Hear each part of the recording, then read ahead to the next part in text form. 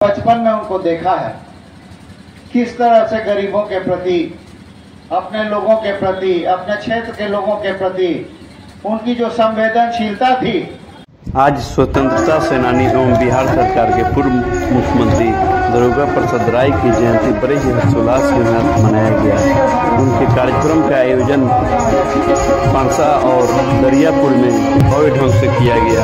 आइए हम आपको दिखाते हैं इस कार्यक्रम में मुख्य रूप से मुख्य अतिथि के रूप में बिहार सरकार के पूर्व मंत्री एवं उनके पुत्र चंद्रिका राय उपस्थित हुए और उपस्थित आमजनों को उन्होंने अपने पिता दारोगा प्रसाद राय की बीती हुई बातों को बताया। उनके साथ में उनके साथी गण बुजुर्ग लोगों ने भी चंद्रिका राय के पुराने यादों को बताया कि किस प्रकार दारोगा बाबू जो थे समाज के लोगों को और समाज के हर तबके के लोगों को किस प्रकार ध्यान देते थे और किस तरह उनकी भावनाओं का सम्मान करते थे और उनके किए गए कार्यों को उन्होंने बताया। देखने के लिए आप बने रहिए। धन्यवाद।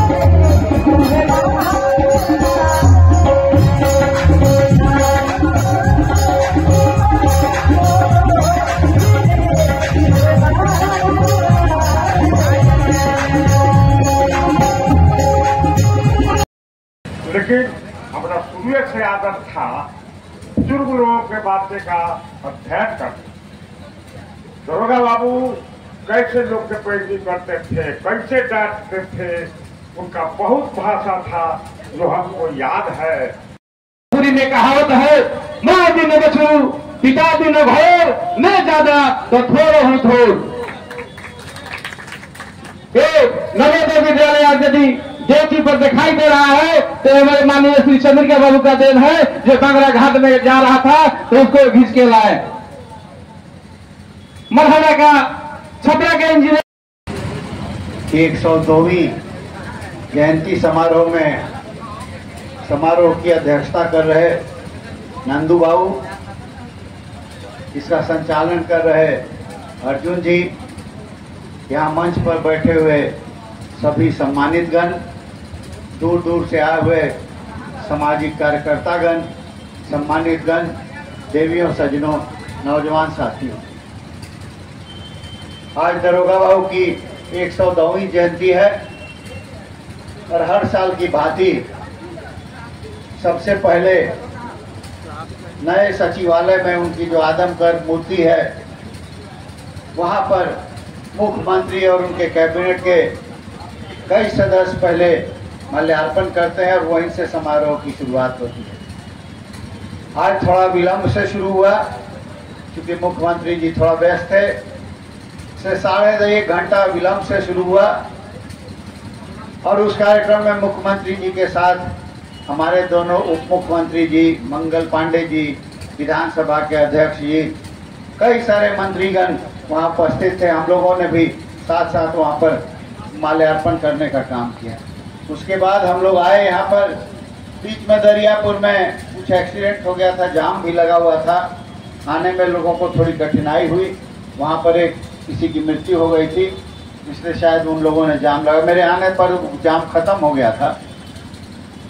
तो आज जो सबसे बड़ी बात है जो अर्जुन सिंह ने बताने का काम किया कि दारोगा बाबू एक स्वतंत्रता सेनानी थे। शुरू से ही जब युवा काल में थे तभी से आंदोलनकर्ता के रूप में उनकी मानसिकता थी और देश को गुलामी की जंजीर से हटाने के लिए उन्होंने वो भी आंदोलन में कूद पड़े और उन्होंने भी जेल की यातना सहने का काम किया और 1952 से लेकर के राजनीति में आए, कांग्रेस की तरफ से आए राजनीति में, और आप लोगों के आशीर्वाद से, आप लोगों के समर्थन से वो 1981 तक वो यहाँ के विधायक रहे, मुख्यमंत्री रहे, वित्त मंत्री रहे, कई विभाग को संभालने का काम किया और सिर्फ 2-2.5 साल को छोड़ करके जब बीच में 77 में रामानंद बाबू आए थे उसको छोड़ के उन्होंने 52 से लेकर 81 तक करने का काम किया जब तक उनकी मृत्यु नहीं हुई। तब तक वो सेवा करते थे। और हम लोगों ने अपने बचपन में उनको देखा है किस तरह से गरीबों के प्रति, अपने लोगों के प्रति, अपने क्षेत्र के लोगों के प्रति उनकी जो संवेदनशीलता थी वो साधारण नहीं थी। रात में कहीं से भी थक के आते थे तो पहला काम करते थे कि जा करके जो गेस्ट रूम था, जिसमें उस समय बहुत लोग आते थे, क्षेत्र के रहते थे, वहां पर जाके देख लेते थे कि वो लोग खाना खाया, पानी पिया, अगर जाड़ा का समय है तो उसको कंबल और रजाई उजाई मिला हुआ है कि नहीं मिला हुआ है। एक बार ये काम हम लोगों के स्टाफ का था, हम लोगों का नहीं था। और एक बार वो आए रात में, और रात ठंडा का दिन था, चले गए गेस्ट रूम में। उसमें एक तो बूढ़े आदमी थे, उनको रजाई नहीं मिला था। इतना गुस्सा में आ गए क्या करके हम लोग का रजाई छीन करके बिक दिए, उसके देह पर रख दिए और कहे कि बेईमान सब तुम ही लोग इसका कमाई खाता है, इसी को तुम लोग देखने का काम नहीं करता। तो ये उनमें अपने लोगों के प्रति संवेदनशीलता थी, अपने लोगों के प्रति जागरूक थे कि हमारा व्यक्ति जिसने हमको वोट दिया है, जिसने हमको इतने ऊपर पद पर लाने का काम किया, जब तक आपको यहाँ के लोगों का समर्थन नहीं मिलेगा, आप न तो विधायक बनिएगा, न मंत्री बनिएगा, न मुख्यमंत्री बनिएगा। इसलिए जो सबसे बड़ा देन था वो कहते थे कि हमारे परसा के जनता की देन है और उसका कर्जा हम लोग कभी नहीं चुका सकते। इस बात का तुम लोग को समझदारी होना। तो ऐसे कितने उनके किस्से हैं। और जब आप लोगों ने मुझे आशीर्वाद देकर 1985 में विधायक चुनने का काम किया तो मैं तो बड़ा कम उम्र का था और कोई उससे पहले तो राजनीति किया नहीं था। सीधे पिताजी के बाद, माताजी के बाद मैं विधायक बन गया। मुझे जानकारी बहुत नहीं था, मैं असेंबली चला गया, बहुत नौजवान था, बड़ा कम उम्र का लड़का था। तो मैं जब गया वहां पर तो हम ही को रोक दिया ढुकने से। कहा कि आप कौन?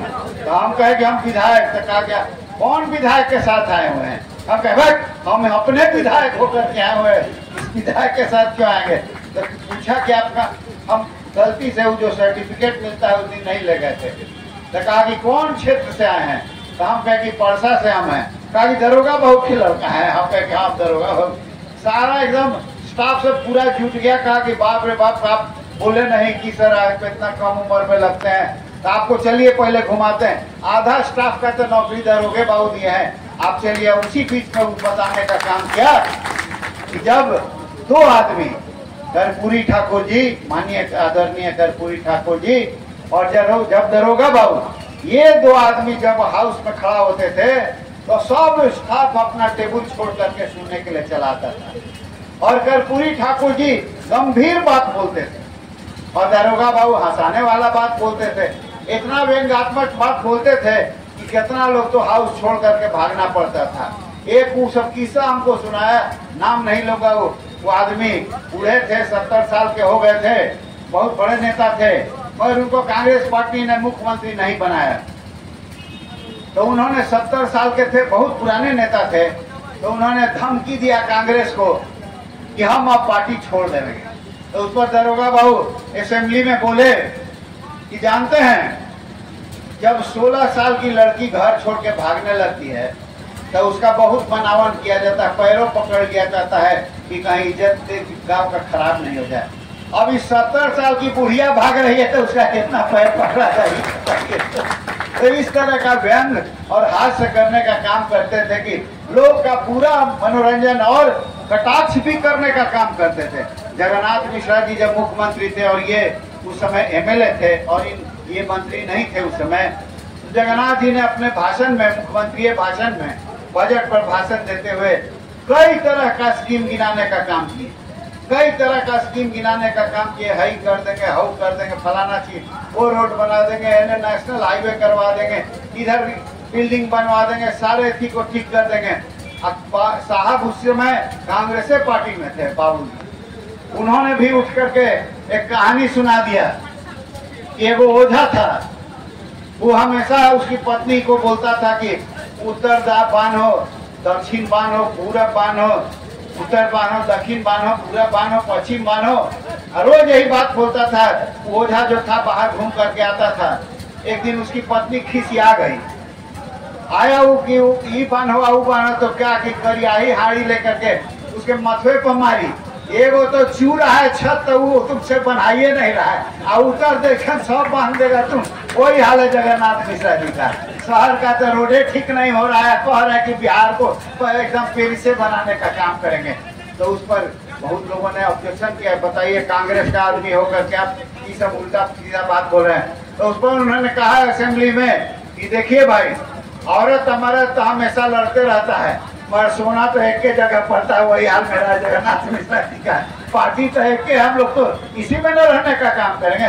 तो इस तरह का उनका जो भाषण होता था, कई तरह का चीज होता था जिसमें लोग हंसते हंसते, मगर उसमें मैसेज भी रहता था, संदेश भी रहता था कि क्या करना है, नहीं करना है, आगे हम क्या करेंगे। और गरीबों के प्रति जो उनकी समझ थी, जो किरासन तेल का दाम से लेके अनाज तेल राशन तक सब, कदुआ का क्या दाम है, नेनुआ का क्या दाम है, ये सब जानते थे, जो हम लोग बहुत चीज नहीं जानते हैं। कभी पता भी नहीं करते हैं कि गरीबों के बारे में कि कहाँ से उसको सब्जी मिलता है, कितना में आज अनाज आता है, कितना कितना राशन लगता है उसके घर परिवार को। इस बात की समझदारी हम लोग को पूरी तरह से नहीं होती है। तो इन्हीं बातों के साथ मैं इतना ही आप लोगों से कहता हूँ कि दरोगा बाबू थे तो उन्होंने हम लोगों पूरे परिवार में अपने बाल बच्चों के प्रति बहुत उनको ममता थी, वह बहुत कड़ाई करते थे। पढ़ाई लिखाई के शिक्षा के मामले में कोई बर्दाश्त नहीं करते थे कि आप पढ़ाई नहीं कीजिए, मगर हमेशा हम बताते रहते थे कि धन संपदा तो आते रहता है, चोर चोरी करके ले जाएगा, डकैती करके ले जाएगा, तो कुछ भी हो सकता है तुम्हारे धन के साथ, मगर एक बार जब शिक्षा प्राप्त कर लोगे तो जीवन में कोई चोर उचक्का, कोई डकैत तुमसे नहीं छीन सकता है, और हमेशा सम्मान में, समाज में तुम्हारा सम्मान होता रहेगा। तो उन्होंने जो गरीबों के लिए किया, बास्केट पर्चा देने का काम किया, और शिक्षा में अमूलभूत परिवर्तन करना चाहते थे कि पूरा तरह से बिहार को डेवलप अगर होना है, आगे बढ़ाना है, विकसित होना है, तो निश्चित रूप से बिहार में शिक्षक, हमारे अच्छे शिक्षक होंगे।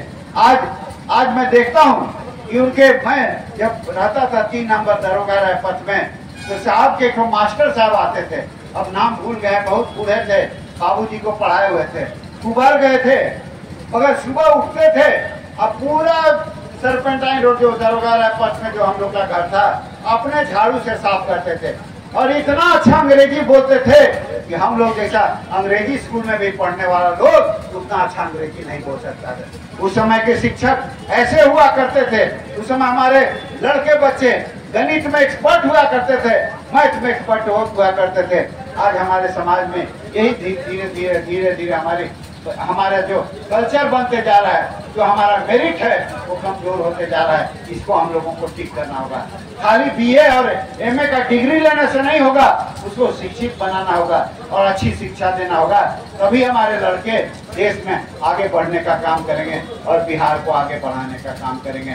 तो इन्हीं चंद शब्दों के साथ आप सभी लोग दूर दूर से आए हैं इस कार्यक्रम में, आप सभी लोगों का अभिनंदन करते हैं, दिल से धन्यवाद देते हैं। आप लोगों ने दरोगा बाबू को याद किया है, बहुत लोगों ने तो दरोगा बाबू को देखा तक नहीं होगा, मगर उन्होंने जो किया है, जो अपना छाप छोड़ा है बिहार पर, या राजनीति में, सामाजिक परिवेश में या आर्थिक परिवेश में, उसको निश्चित रूप से याद करते हुए उन्हीं के कदमों पर, जो पद चिन्हों पर हम लोगों को चलना होगा, तभी हमारा बिहार विकसित होने का काम करेगा।